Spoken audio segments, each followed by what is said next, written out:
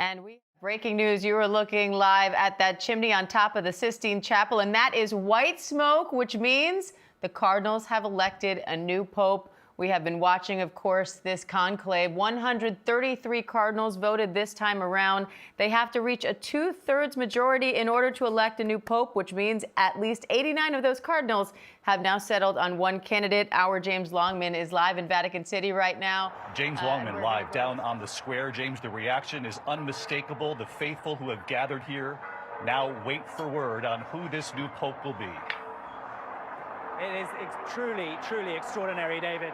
Everyone just rushed towards the big screens because they're out here on the square so people can get a proper look. As soon as the image came up there, we heard a big cheer. Everyone rushing forward with their phones to try to get a look. You can see all around us, we've got the windows opened on the buildings around St. Peter's Square. People flocking to take photographs. They're desperate to know who's going to be Pope. We did not imagine it was going to be this quick. This is fast by the standards we've known over the last few conclaves. That's the bell ringing to confirm that it is indeed white smoke. Last time, I think people remember that there was some confusion. No one could get hold of the bell tower, the guy who's supposed to ring the bell, because the smoke had gone grey. That was during when Benedict was elected. Now no confusion. The bell is ringing. The smoke is billowing, and we have a new pope, a 267th pope. What an James atmosphere Longman down with here, us David. live here. Let's take a moment, James.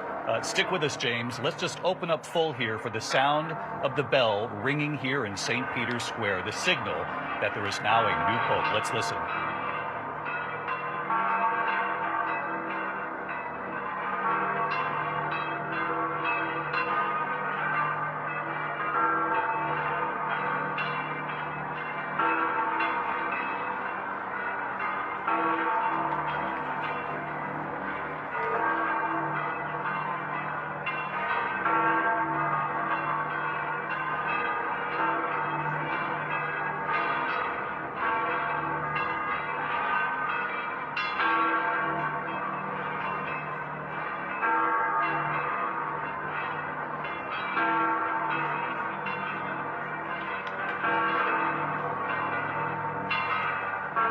Of course, for those of you watching back in the United States, we wanted to allow you to feel as though you're right here at the Vatican with us, to hear the bells ringing. You can see the tens of thousands who've gathered in St. Peter's Square, the smoke coming from that chimney, unmistakable, the white smoke that we had been waiting for. And obviously we know that inside the Sistine Chapel right now, the 133 cardinals, the electors who chose the new pope, and one of them in that room will now serve as the next pope of the Catholic Church. We know inside the room what happens, and this is where it gets a little tricky. The Secretary of State, Pope Francis's Secretary of State, would be the person who would ask the cardinal, do you accept?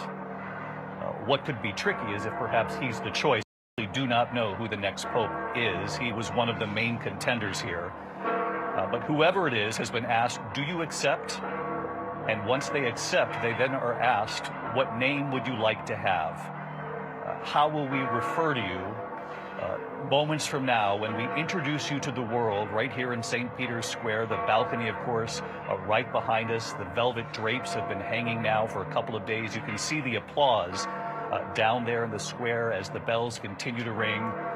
Lindsay, an extraordinary atmosphere here at the Vatican. It certainly is, and just so much excitement. You can still see people in the area just running just to get near St. Peter's Square. We can only imagine the potential for hundreds of thousands. The square itself can hold about 250,000 people, in addition to the thousands that will likely pour onto the surrounding streets. This seems pretty in line with the last two conclaves. When you look at 2013, the white smoke appeared at 7:06 p.m. 2005, the white smoke at 5:50 p.m. We're talking about the fifth ballad when it was Pope Francis, the fourth ballad when it was Pope Benedict, and here we are. We've talked about this, the likelihood that it would happen, the average 3.3 days, as that cardinal had said to James several days ago.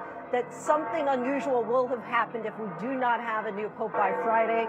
Here we are on Thursday with that announcement imminent. If the past is any indication, it likely may be 40 minutes or so before we hear Habemus Papam, we have a new pope. The two words we will wait to hear, of course, and from the balcony here in St. Peter's Square, you can see it in the faces of the faithful who have gathered here. And we've taken note.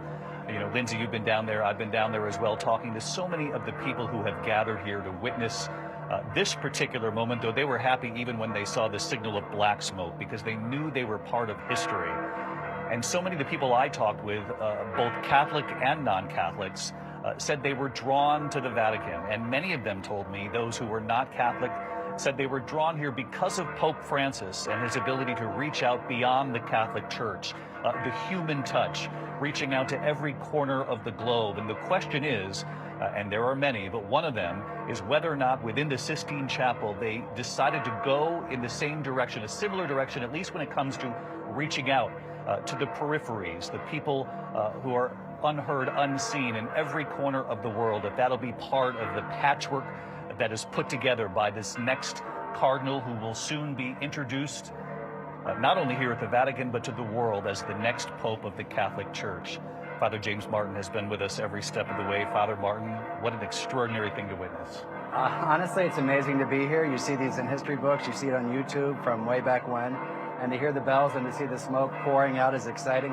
Also for me, it's incredible to think that one of those men who was a cardinal just eating lunch with them, right, a few hours ago, is now the successor of St. Peter, the victor of Christ, the spiritual head of 1.4 billion Catholics. So the transformation from cardinal to pope is quite amazing. Father Martin here with us, and he will be here as we await the announcement, the presentation to the world. When they announce that they do have a pope at that balcony, we were talking a moment ago about what plays out now inside the Sistine Chapel. The cardinal who has been elected, and it's so extraordinary to think that they were just having lunch. You know, they voted this morning. Their first vote was yesterday afternoon here at the Vatican. They took a break, obviously, for dinner, and then were sequestered all evening. They had time to think about the numbers that they witnessed during that first vote. They returned for Mass this morning and then voted again. We saw the black smoke here this morning. They took a break for lunch, and then they returned after lunch. And as Lindsay was pointing out, this would mean this is either the fourth or fifth ballot. The Church has not told us which one it was, though we believe it's the fourth ballot. And if that's the case, it is right in line with the announcement of Pope Benedict. It was then the fifth ballot for Pope Francis. Some say the sixth ballot because there were two ballots that actually stuck to one another. They had to redo it. But generally, the same time frame that we witnessed with Pope Benedict and Pope Francis.